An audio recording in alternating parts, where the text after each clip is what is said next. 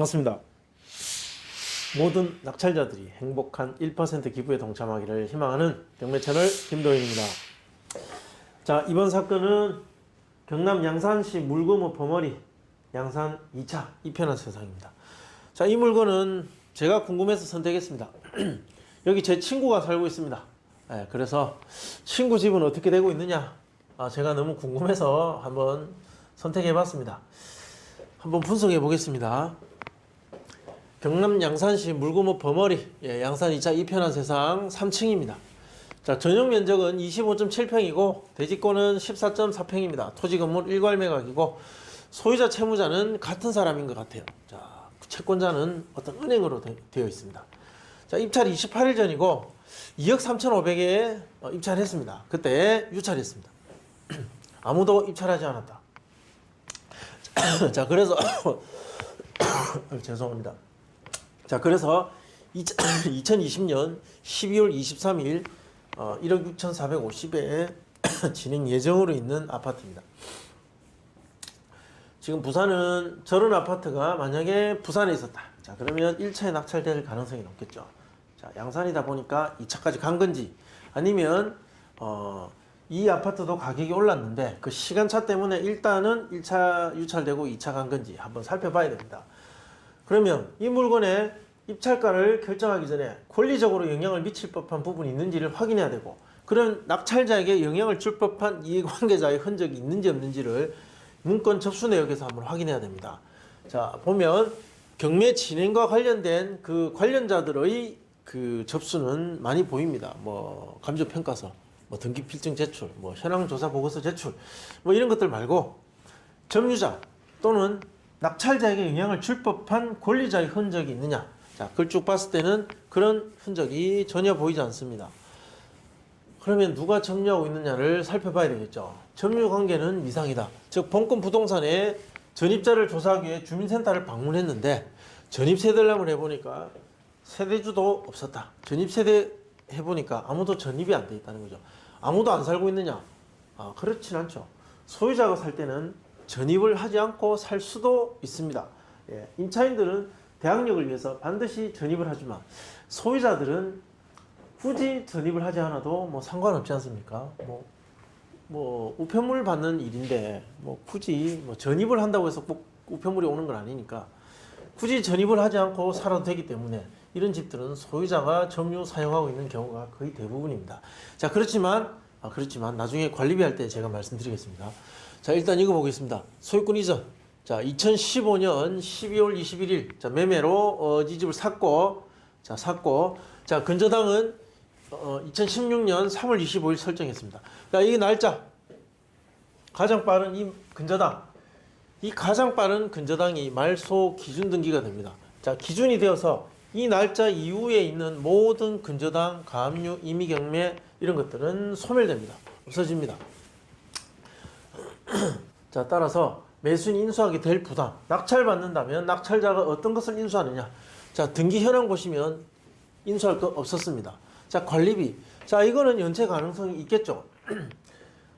만약에 지금 여기 전입이 없는 집인데 소유자도 임차인도 없이 아무도 거주하지 않고 있다면 분명히 공용비용의 관리비가 연체되어 있을 겁니다. 자, 이 공용비용은 낙찰자에게 인수됩니다. 이것이 뭐 한 500 정도 된다. 자, 결국은 매수인에게 부담이 되기 때문에 이 입찰가에 이 500만 원은 어느 정도 제해줘야 된다는 거죠. 따라서 확인해 봐야 됩니다. 만약에 현재의 소유자가 살고 있다면 공용비용 플러스 전유비용까지 같이 연체되고 있겠죠. 또는 납부를 할 수도 있고. 자, 그래서 이 관리비 조사를 해서 사람이 살고 있는지 아닌지, 살고 있다면 소유자일 가능성이 대단히 높아지는 거고. 자, 그렇게 확인해 보셔야 된다는 겁니다. 자, 각종 공과금은 관리비에 포함인지 아닌지 확인해 보시면 됩니다. 자, 임차인. 일단 임차인은 없는 것으로 보시면 되고, 점유자가 소유자인가 아닌가, 사람이 살고 있는가 아닌가, 자, 그걸 확인해 봐야 됩니다. 자, 명도를 한다면 소유자 세대를 상대로 인도명령 신청을 하고, 자, 그리고 잔금 납부 1에서 약 3개월 정도 소요될 것으로 예상하고 진행하시면 됩니다. 강제 집행을 한다면 25.7평 정도 되니까 한 300에서 400만 원 정도의 집행 비용이 들 것이고, 자, 이 비용을 법원에 납부하고 강제 집행을 하느니, 자, 이것을 그냥 이사 비용으로 주고 협의해서 그냥 연가할 것을 저는 권장합니다. 명도 소송 가능성은 희박하다. 자, 본권 3층이고 남동향입니다. 시장에 나와 있는 동평형대 물건을 보면 호가 3억. 자, 확실히 호가는 높아져 있습니다. 감정가보다 호가는 확실히 높아져 있다. 자, 시세가 오른 것인가 아닌가는 실거래가를 보고 판단해야 됩니다. 6억 7천 우리가 3층이죠.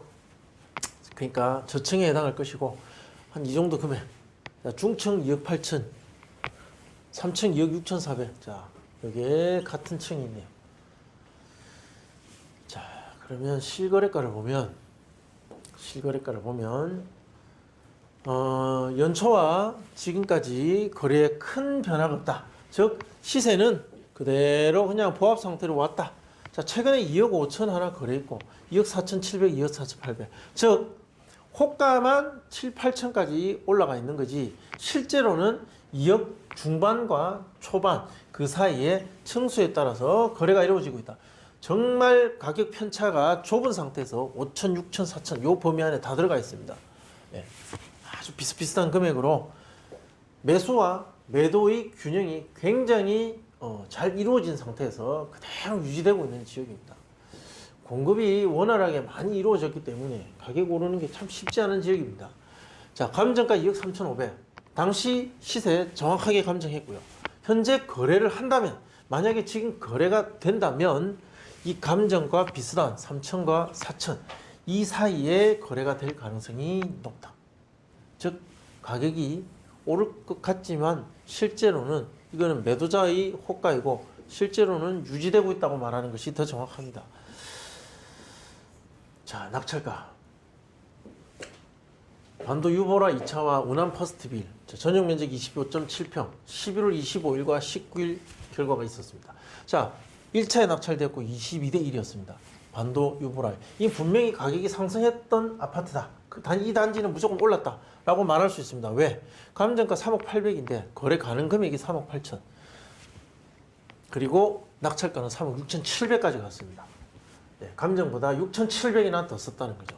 그러면 이것은 96.6% 정도 됩니다. 운암 퍼스트빌은 감정 2억 6천인데 실제 거래 가능 금액도 2억 6천이다. 자, 이 인근 유사 지역에 같은 인근 지역이 있음에도 반도 유보라 2차와 운암 퍼스트빌의 차이는 굉장히 크다는 거죠. 이 거래 가능 금액이 감정가와 유사했기 때문에 2차에 낙찰됐고 6대 1밖에 안 됐는데 자, 이 물건은 22대 1이었고 1차에 낙찰되었다는 거죠. 어떤 차이가 있을 겁니다. 자, 그것은 확인해 볼 필요가 있겠죠. 일단 결과만 놓고 보는 겁니다. 자, 이때 낙찰가는 2억 4,100. 아주 같은 지역 안에 있으면서도 극단의 상황을 보여주고 있다. 자, 양산 이편한 세상은 이 운암 퍼스트빌에 가까운 현상이 아닌가, 그런 상태가 아닌가 그렇게 봅니다. 자, 매도가 2억 3천 하한가를 적용하면 자, 가중평균 94.6입니다. 2억 1,970만 원. 자, 상한가 2억 4천을 적용하면 2억 2,900. 감정가보다 조금 낮죠. 자, 정리를 하면 감정은 2억 3천이었습니다. 자, 예상 낙찰가의 범위는 2억 2천에서 2억 3천. 거의 감정가의 수준 이 근처에서 낙찰될 가능성이 높습니다. 자, 뭐 친구가 사는 아파트 단지라고 해서 제가 궁금해서 확인해 봤는데 그다지 최근의 아파트 움직임에 혜택을 보지는 못한 단지다. 뭐 이렇게 보여집니다. 예상되는 낙찰가는 2억 2천에서 한 2억 3천. 뭐 그 범위 부분에서 낙찰될 가능성이 높습니다. 자, 궁금하신 내용은 댓글로 남겨주시면 답변해 드리고 좋아요, 구독 신청 부탁드리겠습니다. 감사합니다.